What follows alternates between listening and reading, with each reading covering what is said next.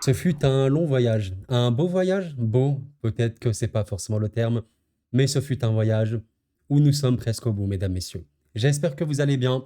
Nous nous retrouvons aujourd'hui pour parler d'Espagne-France et de Pays-Bas-Angleterre. Oui, nous parlerons entièrement d'Espagne-France dans cette vidéo, vous voyez la durée, mais j'ai forcément la question à vous poser. J'ai vraiment envie de savoir et de connaître la température vis-à-vis de comment vous avez trouvé cet euro. Bon, il reste quand même trois matchs qui peuvent être exceptionnels, enfin même quatre si on prend le match de la troisième place, je ne sais pas s'il existe encore. Mais ouais, c'est un euro qui avait, je trouve, commencé de la manière assez exceptionnelle, qui termine où on s'ennuie beaucoup. Après, j'entends totalement les critiques vis-à-vis de ça, et je les comprends parce que même moi, j'aimerais regarder beaucoup de spectacles. Le football s'est beaucoup resserré.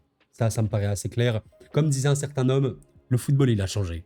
Bien sûr, mais oui, c'est le football est devenu serré, très toxique, des matchs extrêmement fermés. Il faut gagner. Et ouais, il y a des coachs qui veulent gagner comme ça. Écoutez, en tout cas, j'espère vraiment que vous allez bien encore une fois. Sur le papier, Espagne-France, Pays-Bas, Angleterre, c'est deux très belles demi-finales. On va s'attaquer directement à cette Espagne-France. Et je le rappelle toujours, ce sont seulement des pronostics. Je fais ces vidéos pour parler des équipes, pour développer des pensées, plutôt que bêtement dire, voilà, je vois 1-1, je vois 2-0, je vois 3-0. C'est pas très intéressant juste de donner un pronostic. Donc, parlons de cette Espagne-France. Juste waouh. Vraiment un classique hein, du football dans la Coupe du Monde, même en Euro hein, surtout. Ouais, on voit que les probabilités de victoire, là sur Google, on voit l'Espagne à 37% et la France à 31% pour la toute première fois de l'Euro, en tout cas sur cette affiche-là. La France n'est pas mis favori pour gagner. Bon, après, c'est extrêmement serré, comme vous pouvez le voir, c'est quasiment 33, mais ça indique quand même quelque chose. Bon, soyons très clairs, l'Espagne est la meilleure équipe de l'Euro. Ça me paraît assez clair maintenant. Alors, je vais, avant de trop développer, j'ai vu des messages me dire, oui, mais attention, l'Espagne. Moi, je suis totalement d'accord pour dire que oui, l'Espagne, elle est exceptionnelle, mais elle n'est pas du tout invincible. Et ça, on en parlera dans ce développement, l'Espagne n'est pas invincible. Elle n'est pas invincible. Elle a les préceptes de jeu les plus intéressants. Elle a un 11 type, on va en parler parce qu'il y aura des absents qui est énormissime. Hein. La défense centrale est clairement le point faible, mais Unai Simon peut clairement apporter. Je ne pense pas que c'est le meilleur gardien du tournoi, mais il est plutôt très bon. Carvajal, Cucurella, ça a montré grandement satisfaction. L'entrejeu, Pedri, Rodri, Fabian, c'est peut-être le meilleur. Hein. C'est littéralement le meilleur, je pense. Lamine, Nico Williams, les deux meilleurs ailiers du tournoi, là, ça me paraît assez clair. Et évidemment, Morata, qui est l'avant-centre, avec Kai Havertz, qui est éliminé, qui peut participer le plus au jeu. La construction, c'est exceptionnel. C'est vraiment exceptionnel. Mais déjà, notons un truc, il y aura des absents, on va les évoquer. Pour moi, je vois deux gros points faibles à cette Espagne-là. Deux gros points faibles. Gros, c'est peut-être un peu trop gros. Mais ce que je veux dire par là, c'est que cette Espagne, de un, manque d'expérience globale. Quand même, il y a des joueurs d'expérience, il faut l'évoquer. Carvajal, qui sera absent contre les Bleus, c'est un joueur d'expérience. Rodri, évidemment un joueur d'expérience, mais bon, sur le banc, on a quand même Nacho, je suppose, qui a quand même joué en sélection et tout. Mais à part ça, le Normand Laporte, bon, voilà, c'est quand même assez léger. Au niveau expérience, je veux dire, Cucurella, je veux dire que c'est des très bons joueurs, mais je parle d'expérience. Pedri, bon, il n'a pas 10 ans derrière lui, 15 ans. Lamine, est-ce que j'ai besoin de développer? Nico Williams, est-ce que j'ai besoin de développer? Et Morata, il a quand même une petite expérience. Bon, c'est le premier point faible. L'expérience des Bleus m'a l'air quand même d'être plus importante, globalement, et même de par les expériences récentes. Certes, ils ne sont pas tous vieux en âge, mais la France a connu, entre l'Euro 2021, un énorme échec, entre le dernier et la dernière Coupe du Monde, une défaite au tir au but en finale. Tu acquis, tu engranges de l'expérience. Ça, c'est très clair. C'est le point numéro 1. Le point numéro 2, il faut l'évoquer, c'est pas non plus le point faible du siècle, mais il faut le dire, le banc, c'est pas le meilleur banc de la compète. Alors, il y a des joueurs comme Dani Olmo, qui a fait un match absolument fabuleux contre l'Allemagne, qui sont forts. Merino, ultra fort déjà à la Real Sociedad. Il montrait d'énormes choses. Il a marqué le but de la victoire. Donc je dis pas, hein, il y a vraiment du banc. Il y a du banc. Oyarzabal, Ferran Torres, ça c'est des noms qu'on connaît hein, dans le foot espagnol. Zubimendi, on le connaît. Fermin Lopez, on le connaît. Maintenant, Grimaldo, évidemment, on le connaît. Ça va pas tout changer. Hein. Les entrées de Oyarzabal, notamment, bon voilà, ça va pas tout changer du tout. Ferran Torres, il n'a pas transcendé l'équipe. Et comment vous dire, au-delà de ça, au-delà du nom des joueurs, le 11 titulaire de l'Espagne est extrêmement fort. Dès que tu enlèves, et il faut le dire, les deux ultra dynamiteurs que sont Lamine Yamal et Nico Williams, c'est déjà très différent. Et ça, c'est totalement vrai. Donc si tu veux, je pense vraiment qu'en sortie de banc, la France a plus d'arguments. Je ne dis pas que le banc espagnol est mauvais, comme vous l'avez compris, je dis juste que c'est peut-être un des points faibles dans le sens où si tu dois revenir au score, si tu dois absolument pousser, peut-être qu'il y aura cette faiblesse-là quand tu vois le 11 titulaire qui, lui, pour le coup, est absolument exceptionnel. Alors, j'ai dit que je voyais deux points faibles, j'ai quand même évoqué le troisième qui est, pour le coup, assez évident. La défense centrale espagnole n'est pas la meilleure, surtout en profondeur. Ça peut être pris de vitesse, le Normand l'apporte, le Normand qui est absent, on va l'évoquer après par rapport aux absences, il faut quand même le dire. Et globalement, je ne trouve pas que l'Espagne, c'est l'équipe la plus imprenable défensivement parlant. Je ne dis pas que l'Espagne peut, comment dire, prendre des occasions de l'espace en voiture. Voilà, ils prennent 2 milliards d'occasions, mais tu peux les mettre à mal, à revers, en attaque rapide, en transition, en contre. Ça, c'est assez très clair. Et mine de rien, alors certes, c'est une Espagne qui a appris à jouer sur le ballon. À l'époque, l'Espagne, c'était le ballon, 70-80% de possession. Ils peuvent toujours le faire, mais ils savent la lâcher. Par contre, et on l'a bien vu contre l'Allemagne, si tu exerces une très forte pression contre cette Espagne-là, ouais, tu peux les mettre un peu en danger. Et ça, c'est quand même vu. Hein. L'Allemagne qui a attaqué très fortement, surtout en fin de match, où ouais, l'Espagne a encaissé une occasion, 2 occasions, 3 occasions, 4 occasions. C'était très chaud. Il faut totalement le dire. Et bon, mine de rien, les statistiques vont dans ce sens. C'est ça qui est très intéressant. L'Espagne se qualifie en prolongation. À la 119e, Merino te met une tête fabuleuse. Maintenant, les stats montent. Plus de tirs. Bon, côté allemand, en vérité, c'est serré. Mais ce qui est intéressant, c'est encore une fois les XG qui indiquent la qualité des buts qui aurait pu y avoir. 2,15 contre 1,41. Ben, c'est une différence qui est nette, qui est réelle. Et oui, complètement, l'Allemagne aurait pu faire craquer l'Espagne à la fin. Ce qui montre quand même qu'ils sont forts. À un moment, si l'Allemagne peut le faire, oui, l'équipe de France peut le faire. On parlera de l'équipe de France, offensivement parlant. Je suis totalement d'accord avec vous. J'entends ce bruit. Coro, on n'a pas marqué de but. Oui, c'est vrai, on va en parler. Mais voilà, l'Espagne a beaucoup vendangé, 4 grosses occasions, 3 occasions énormes manquées, et bien l'Allemagne, c'est 5 grandes occasions et 4 manquées. Voilà, il faut totalement être clair, net et précis. Je vous laisse également regarder au niveau des touches dans la surface. Bon, on voit notamment Fulkrug qui rentre en cours de jeu, qui a touché 10 ballons dans la surface. Vraiment beaucoup. Kai Havertz, il a touché 7 ballons dans la surface. On voit que Kai a 0,52 d'XG, il a énormément vendangé. Fulkrug, il a 0,5 d'XG. C'est beaucoup, c'est vraiment beaucoup. Oui, dans la globalité, les Allemands peuvent se sentir un peu liésés, surtout qu'il y a eu un moment une sorte de main de Cucurella. Alors de ce que j'ai compris, ça n'a pas été s'il fait, parce que juste avant, il y avait hors-jeu. Le football se joue à des détails. Bon, maintenant qu'on a parlé quand même de ces points faibles espagnols, évidemment la qualité, on la connaît. Juste avant, je fais un petit point au niveau des suspendus. Il y aura Pedri qui est blessé. Bon rétablissement à Pedri, ce joueur me fait trop mal au cœur, c'est un de mes joueurs préférés, c'est tellement triste. Pedri est absent. Carvajal qui s'est sacrifié et a eu un carton rouge sera évidemment absent. Et le Normand, le défenseur central, sera absent. Donc on peut normalement imaginer que le Normand sera remplacé par Nacho. Et ça va quand même être très intéressant de savoir comment vont être remplacés Carvajal et Pedri. Alors concernant Pedri, il y aura sûrement très peu de suspense. Dani Olmo sera normalement titulaire. Olmo a toujours été un joueur de football absolument merveilleux, extrêmement technique, extrêmement intelligent, qui sait créer du danger mais qui pêchait beaucoup et surtout à la finition.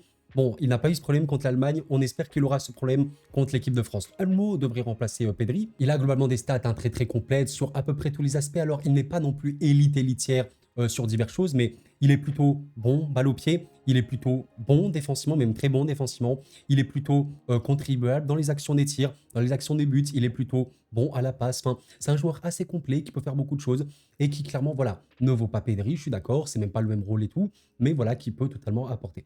Bon, ça c'est pour Olmo. Maintenant, Carvajal, c'est beaucoup plus compliqué parce que Jesus Navas, je suis désolé si je prononce mal son nom évidemment, Navas est normalement l'arrière droit, le latéral droit, qui est fiché sur Transfer Market, ça c'est très clair. Maintenant, comme on peut le voir, bon, Navas n'a évidemment pas joué une seule minute, Navas a 38 ans, c'est vraiment vieux. Est-ce que tu veux vraiment mettre en latéral droit un Navas qui peut potentiellement affronter des choses un petit peu dangereuses comme un Bradley Barcola? Je dis ça, je dis rien, je ne suis pas sûr. Donc bon, est-ce que tu partirais sur Grimaldo, mais qui est plutôt piston gauche à Leverkusen? Je suis pas sûr. Est-ce que Cucurella, tu le mettrais à droite pour changer? Ou alors, est-ce que tu vas totalement faire autre chose et tu changes de dispositif pour la première fois? Tu fais pas un 4-3-3, tu passes avec une défense à 3, mais bon, tu as Laporte qui est toujours là. Nacho va remplacer normalement le Normand, évidemment, qui sera absent. Mais est-ce que tu as vraiment envie de mettre Dani, Viviane? Je suis pas sûr. Donc c'est très compliqué. Je vous invite à me dire quel est le remplaçant que vous voyez à Carvajal? Est-ce qu'ils vont passer sur une défense à 3?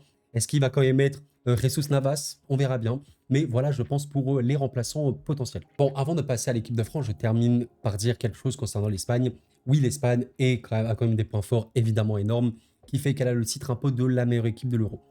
En tout cas, ce qui est clair et net par rapport à ce graphique, on voit les expected goals créés et concédés. L'Espagne se positionne extrêmement bien. Elle est la deuxième équipe avec les expected goals les plus élevés, derrière la Croatie qui est éliminée en poule. Donc voilà, très en avance. Et en même temps, c'est pas celle qui concède le plus. On voit que plus vous êtes haut, plus vous concédez. La Géorgie a énormément concédé, elle est très haute. Plus vous êtes bas, moins vous concédez. L'Espagne est ici. D'ailleurs, la France est là. Coucou, la France quand même se génère des occasions. Et donc oui, jeu énorme, un milieu comme vous l'avez compris, énormissime, qui même sans Pedri avec Olmo peut être très fort. Fabian Ruiz à un niveau de fou furieux. Lamine Yamal, Nico Williams percute énormément. Morata s'est joué avec l'équipe. Enfin, elle roule. Cette équipe, elle roule, mais elle me paraît peut-être vulnérable à la pression. On verra si les Bleus vont presser. Voilà, ça me paraît comme assez clair. Bon, maintenant parlons de cette fameuse équipe de France.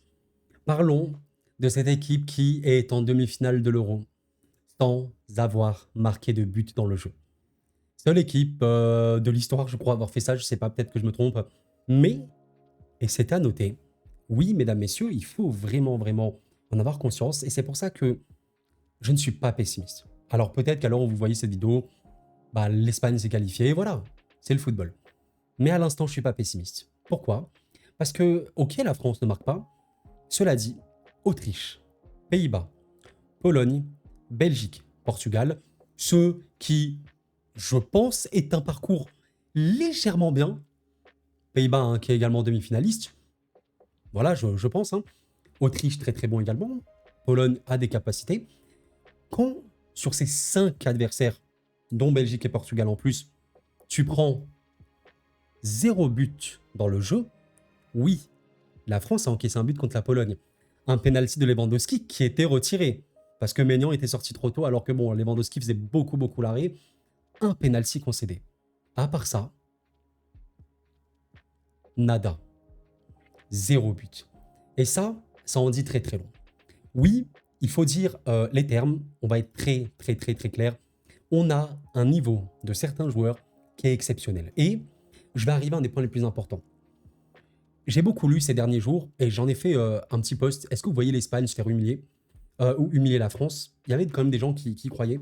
Mais j'ai vu beaucoup ces derniers temps, ouais, la France ne mérite pas. La France n'a rien à faire en demi. La France est une mascarade. La France compte que sur la chance. L'équipe de France n'a rien à faire ici, etc. Et c'est là où je pense qu'on a une compréhension parfois biaisée du football. Parce que qu'est-ce qu'on attend du football?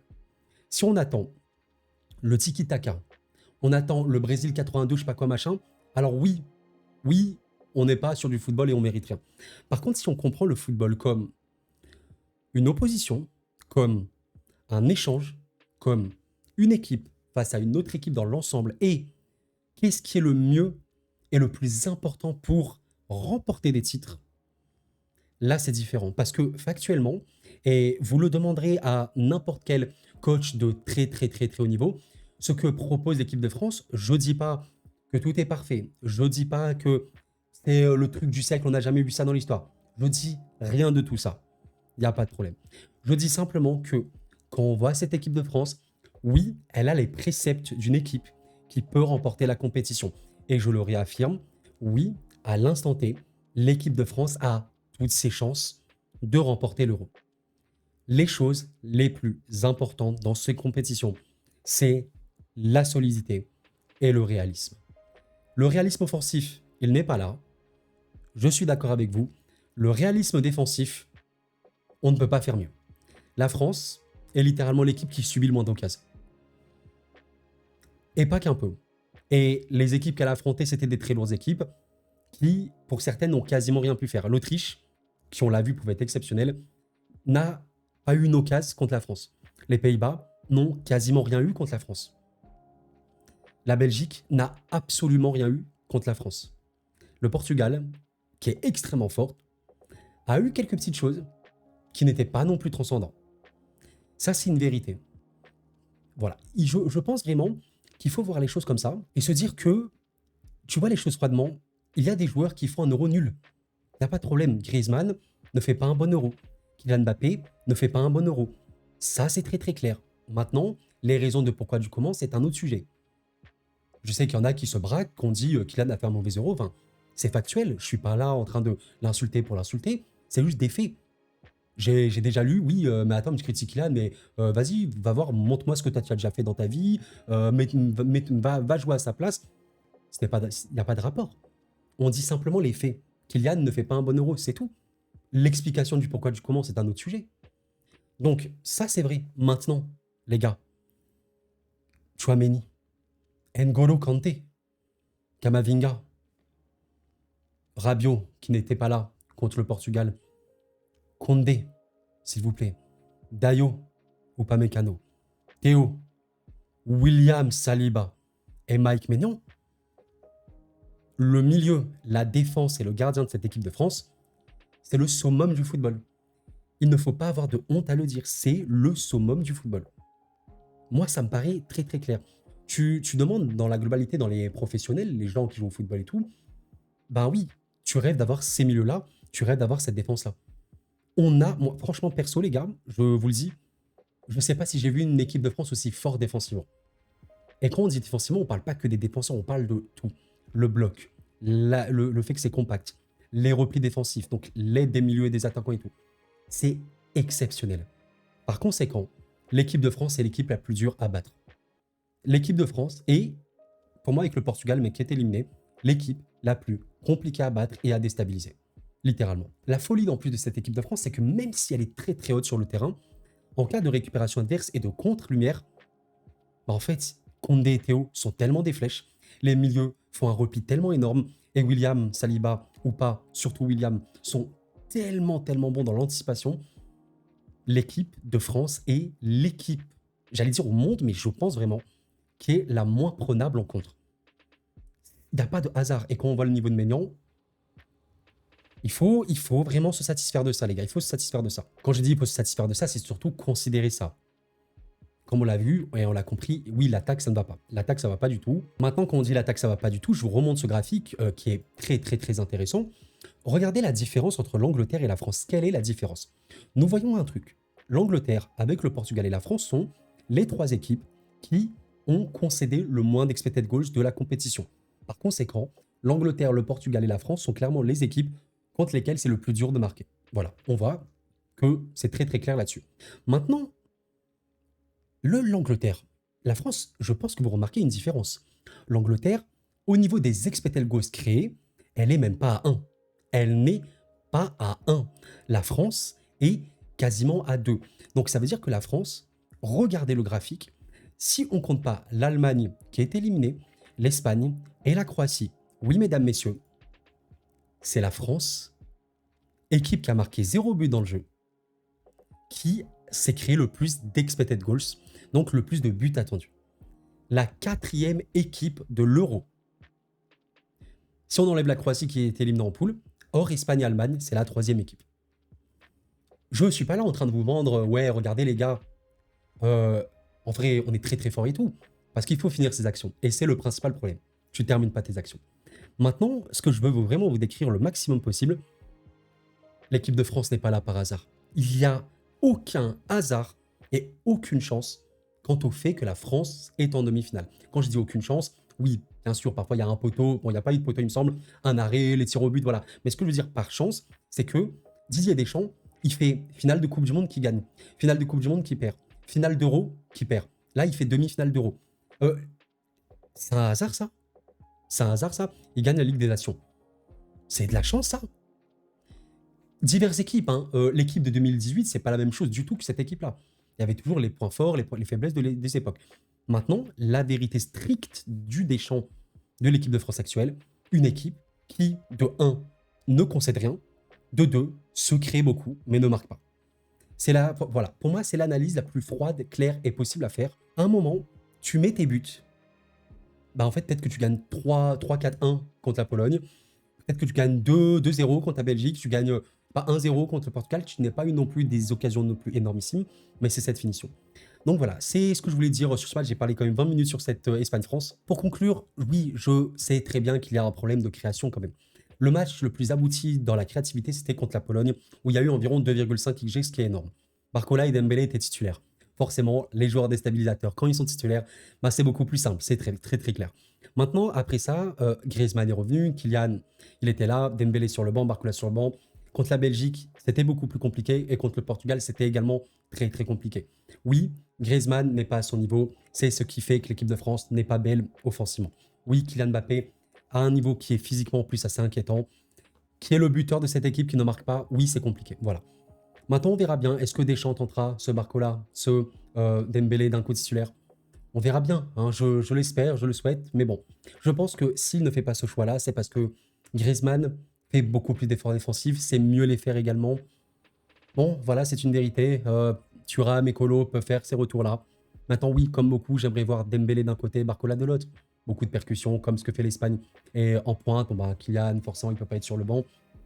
Mais voilà, on a vu une très belle attaque contre la Pologne. On aimerait l'avoir également dans ce match-là. Voilà, je vous le montre très simplement. Vous me demandez, Koro, quelle est la compo que tu aimerais? Ben, c'est celle-là. Voilà, c'est celle-là contre la Pologne avec Barcola, Mbappé et Dembélé qui ont fait un match. Vraiment, qui ont fait un match. Même Mbappé, je suis d'accord, il a raté et tout. Maintenant, dans les faits, ben, regardez les gars, il ne faut pas non plus avoir la mémoire trop courte. Bon, ben ouais, Mbappé, c'est absolument délirant. Il a sur le match 1,31 d'XG. Je ne sais pas si on se rend compte, c'est énorme. Alors, il me semble que le penalty est compté. Il a eu 14 ballons dans la surface adverse. Il a eu 6 dribbles réussis sur 8, 5 tirs cadrés sur 6. À un moment, là, c'était du pur déchet de finition. Voilà. À la fin, tu as 2,32 d'XG. Tu as cadré 8 fois. C'est énormissime. Tu aurais dû gagner ce match très largement. Ça, c'est très très clair. Donc, pourquoi pas avoir cette compo qui a été plutôt très bonne. Tu as, je crois, subi un tout petit peu plus contre cette Pologne-là qui s'était quand même beaucoup donné. Mais dans l'absolu, c'était encore une fois extrêmement solide. Est-ce que vous aimeriez cette compo? Vous me dites tranquillement. Et on va passer au pronostic. Bon, cette Espagne-France va être un match absolument incroyable. Et ça va être très très compliqué. 2-1 pour l'Espagne. Et le pronostic le plus joué sur le site de l'UEFA. 30% des gens voient un 2-1. 18% des gens voient un 2-0. 16% des gens voient 1-0. Et enfin, 12% des gens voient un 1-1. Donc oui, mesdames, messieurs, si on calcule 30 plus 18%, ça fait 48%. Plus 16, ça fait environ 64%, il me semble. Il y a 64% des gens sur ce site-là, soit 2 tiers des gens, qui voient l'équipe de France perdre. Et ce qui est assez dingue, c'est que certains voient l'équipe de France perdre avec 2 buts encaissés. Bon, c'est très compliqué. C'est très compliqué à pronostiquer. Je vous ai vanté, et oui, c'est réel, la qualité défensive de l'équipe de France. Maintenant, la qualité offensive des Espagnols est énorme. Trop de combinaisons, trop de percussions. Et on a vu un Jules Koundé qui était extrêmement impérial et un des meilleurs joueurs de l'Euro, hein, très facilement. Il a eu du mal contre un Leao qui était bouillant. Il y a Nico Williams sur son côté. C'est très très lourd. La problématique de l'équipe de France, ce sera de bloquer Nico Williams. Peut-être encore une fois avec Griezmann sur l'aile, comme contre la Belgique qui pouvait faire beaucoup de retours, on verra bien. Et évidemment Lamine Yamal de l'autre côté qui, on sait, a sa spéciale, l'enroulé, premier poteau, qui peut très souvent finir en but. Ça va être très compliqué, j'en conviens. Je vois l'Espagne marquer. Sincèrement, je pense vraiment que l'Espagne va marquer un but et que la France, pour la première fois de la compétition, va prendre un but. Voilà. Je pense vraiment que la France va prendre un but dans le jeu. Mais vous savez ce que je vois? Et si, enfin, la France marquait des buts? L'Espagne n'est pas défensivement une équipe qui est exceptionnelle. Elle n'a pas beaucoup pris d'occasion, mais c'était parce qu'elle avait un gros contrôle de tout. Contre-pressing, tout ce que tu veux, machin. Si tu considères que tu vas énormément mettre la pression à cette Espagne-là, tu vas empêcher les relances, tu vas essayer de contre-presser énormément, ouais, tu peux les déstabiliser. Je compte sur ça. Si la France ne fait pas ça, et si elle reste acculée, ouais, j'ai peur que ça finisse très mal. Bon. Maintenant que j'ai dit ça, maintenant que j'ai dit que je vois l'Espagne marquer dans le jeu, maintenant que j'ai dit que je vois la France marquer également dans le jeu, et ben vous savez quoi? Je vais faire un pronostic qui n'a aucun rapport. Je vais mettre l'Espagne qui ne marque pas et la France qui gagne 1-0. Voilà, je suis quelqu'un d'extrêmement énervé. Non, en vrai, j'abuse. En vrai, j'abuse, les gars. On va quand même rester calme. Oui, je fais des feintes. J'aime beaucoup les feintes. Nous allons dire 2-1 pour l'équipe de France. Et oui, enfin, l'équipe de France marquera. Je l'espère dans le jeu.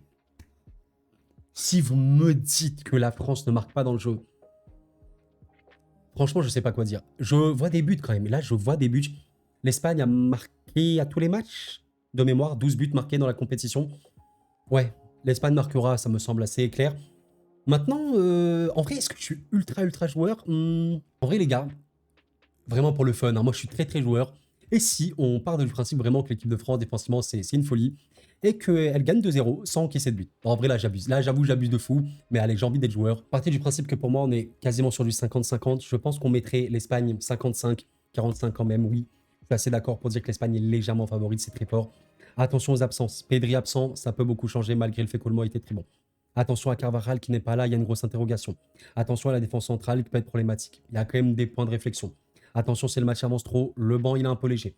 Écoutez, j'ai envie de jouer. 2-0 pour l'équipe de France qui va marquer, j'espère s'il te plaît. Et vous savez quoi, je suis quelqu'un d'incroyablement joueur. Première équipe qui marque, France. Premier buteur, Kylian Mbappé. Et je vais mettre le booster x4. Et je vais dire que Kylian Mbappé va marquer un doublé contre l'Espagne. Alors en fait, ce qui est trop drôle avec ce genre de vidéo prono, c'est que je fais mon développement, après je fais mon prono. Si je me trompe, ce qui est très probable, hein, bah c'est ce que je dis est trop ridicule juste après. Mais bon, moi j'aime bien ça, j'aime bien ça. Donc on verra bien. La France qui tiendra, la France qui tiendra, la France qui tiendra, l'Espagne qui pêchera dans la finition, Saliba ou Pamecano match ultimement bien. Et là cette fois-ci, Kylian Mbappé va marquer 2 buts. Et c'est bon, l'équipe de France sera en finale de l'Euro 2024. Les gars, on a fait 30 minutes sur ça. J'ai bien conscience que je parle beaucoup, mais je prends tellement de plaisir. Maintenant, on va passer à l'autre match, le Pays-Bas-Angleterre. Allez, objectif Coro, que la vidéo s'arrête avant les 35 minutes maximum. Pays-Bas-Angleterre, très belle affiche également. On va aller beaucoup plus vite sur ça, mais assez serré également là, par les probabilités de victoire, 31, 31, 38. 38 en faveur de l'Angleterre. Alors, ce qui est quand même assez dingue, c'est que l'Angleterre ressemble beaucoup à la France, mais comme on l'a vu tout à l'heure, si vous avez vu la partie sur l'équipe de France, il y a un truc réel. L'Angleterre a certes eu un volume d'occasion subi très faible. Voilà, c'est clair que avec la France et le Portugal, c'est la meilleure équipe. Maintenant, contrairement au Portugal et surtout à la France, qui génère des occasions, l'Angleterre ne génère pas d'occasions. C'est littéralement l'équipe, si on compte pas la Slovénie, la Serbie et l'Écosse, qui est très loin derrière, bah, l'équipe avec la production la plus faible. C'est quand même dingue de se dire ça avec le vivier qu'ils ont. Donc voilà, il faut être très pragmatique sur cette Angleterre-là. C'est en demi-finale, un peu comme la France, très solide. Et ce qu'ils ont de plus par rapport à la France, c'est qu'ils marquent dans le jeu parce que leur qualité individuelle brille. Ça, c'est une vérité. Ils ont une qualité individuelle qui brille. Alors attention, quand je dis une qualité individuelle qui brille, hein, rien de bien s'enflammer, mais les buts importants, ils les mettent. Saka, un but venu de nulle part hein, contre la Suisse qui allait se qualifier. Il marque dans un angle ultra fermé. Je pense que le but, il a très peu d'XG parce qu'il est très dur à mettre. Contre la Slovaquie, Bellingham maintient en vie à la 95e minute sur un retourné. Individualité. C'est là ce qui a manqué à l'équipe de France jusqu'à là. Le joueur individuel qui allait une occasion et tu marques le but. C'est exactement ce que fait l'Angleterre. Très peu de production, très peu d'occasions, mais ils marquent leur truc. Bon, maintenant on va être réel. Je pense que dans la globalité, les Pays-Bas montrent beaucoup plus de choses. Une équipe vraiment coup de cœur, hein, que j'aime beaucoup, très belle hein, de ce qu'elle a pu proposer depuis le début. Quand même, 2 buts ici, 2 buts par là, 3 buts par là et 2 buts par là, ça fait beaucoup de buts marqués également. Il y a 9 buts marqués par les Pays-Bas, donc voilà. Bon, après, ils ont eu un parcours, on va me dire Roumanie, Turquie, défensivement, ça peut laisser à désirer. Ok, ça, je peux à peu près comprendre, même si la Turquie avait plutôt bien défendu dans un premier temps. Maintenant, c'est une équipe où il peut se passer vraiment beaucoup de choses. La Turquie, les Pays-Bas ont quand même eu un volume d'occasion important sur beaucoup de leurs matchs. Quand tu vois ce contre la Roumanie, quasiment 3 d'XG, 23 tirs, bon, c'est énorme, hein. Ils étaient vraiment bien. Ce match-là qui est perd contre l'Autriche, ils ont un 73 XG, ils ont plus que l'Autriche, ils étaient un peu malheureux à la finition. C'est vrai, ça va y revenir souvent. Oui, les Pays-Bas marquent beaucoup, mais ça pêche beaucoup trop également dans le dernier geste. Contre la Pologne, le premier match, 1,46, c'est également plus. Voilà, c'est bien. Avec les Pays-Bas, il peut se passer des matchs assez spectaculaires et tout. Maintenant, je vais vous montrer un truc très simple. Vous voyez ce match contre l'équipe de France, c'était de très loin le match où les Pays-Bas ont une production très faible. 0,47, la France a eu 1,43, ce qui était beaucoup mieux. Souci de finition encore une fois. Ça faisait un peu peur. Et ils vont avoir, je pense, la même problématique. Les Pays-Bas vont affronter une Allemagne incroyablement resserrée, incroyablement dure à déborder, incroyablement dure à percer. Est-ce qu'ils marqueront? Ouais, je pense que oui, parce qu'en vrai, les Pays-Bas peuvent marquer totalement et les Anglais ont montré qu'ils pouvaient encaisser des buts honnêtement. Donc je les vois marquer, mais un but, vous savez, des buts un peu lointains comme ça et tout. Mais dans l'absolu, je pense que si tu me dis un prono, je vois que le 1-1 est le prono le plus joué ici. Le 2-1 pour les Pays-Bas, quand même, c'est le deuxième truc le plus joué. Donc attention, quand même, les gens voient potentiellement les Pays-Bas. Et le 2-1 pour l'Angleterre, 17% des gens. Alors honnêtement, les deux équipes marquent. Je pense que, mais ça va être quand même très très dur pour les Pays-Bas, je pense. Et je m'attends à un match encore une fois assez terne, parce que les Anglais, ouais, la production, elle est vraiment amoindrie, quoi. Elle est amoindrie. Dans l'absolu, je dis quoi? Ouais, 2-1 Angleterre, je sais pas. Est-ce qu'ils pourraient marquer de but? Je sais pas du tout. Ouais, mais allez, je pense que je vais mettre un 2-1 Angleterre dans le sens où je vois quand même les Pays-Bas marquer parce qu'ils ont beaucoup de mouvements. Rakpo fait un tournoi exceptionnellement bon. Vraiment incroyable le tournoi qu'il fait. Il y a du mouvement, je vois peut-être un petit corner passer, etc. Maintenant, voilà, derrière, les Anglais répondront. Peut-être 2-1 en prolongation, j'en sais rien. Mais voilà, je les sens en fait plus forts. Étant donné qu'ils sont trop solides, je vois vraiment les Pays-Bas avoir beaucoup trop de mal. Exactement comme contre l'équipe de France. Ils ont vraiment eu trop de mal à exister. Bah, je pense que ouais, ça sera un peu remake Pays-Bas-France. Ça va être le remake, ça va être Pays-Bas-Angleterre. Bon voilà, je vais pas développer plus pour ce match. La vidéo est déjà très longue. Vous me dites ce que vous en pensez. La qualité individuelle anglaise, elle est meilleure. Kane, Bellingham, même Foden, Bukayo Saka l'a montré. Tout le monde peut marquer à tout moment dans cette équipe. Il y a un banc qui est énormissime également. Bon, c'est les Anglais. Et donc oui, mesdames, messieurs, France-Angleterre en finale de l'Euro 2024. On voit ça là, les gars? Est-ce que vous voyez cette finale? Vous me dites tranquillement en commentaire. Et voilà les amis, la fin de cette vidéo, vraiment j'espère que vous l'avez apprécié. Je vous remercie de laisser un like avant de partir. Ça m'aide énormément. Merci infiniment. Vous n'hésitez pas à rejoindre la chaîne, on est de plus en plus nombreux. Je vous remercie du fond du cœur. Donc voilà, j'espère que vous avez apprécié le développement que j'ai pu faire notamment sur Espagne-France. C'est aussi le but de ces vidéos-là. France-Angleterre, est-ce que vous streamez cette finale? Est-ce que vous aimez cette finale? France-Angleterre, c'est une finale que j'aurais pu voir comme beaucoup en début d'Euro. C'est une finale très potentielle qui peut arriver. Maintenant, ouais, ça risque d'être, s'il y a vraiment cette finale, c'est dur. C'est très dur. Voilà. Et j'espère aussi que vous avez apprécié un peu mon speech concernant le mérite. Qu'en football, c'est pas le beau jeu, c'est pas beau jeu qui signifie mérite.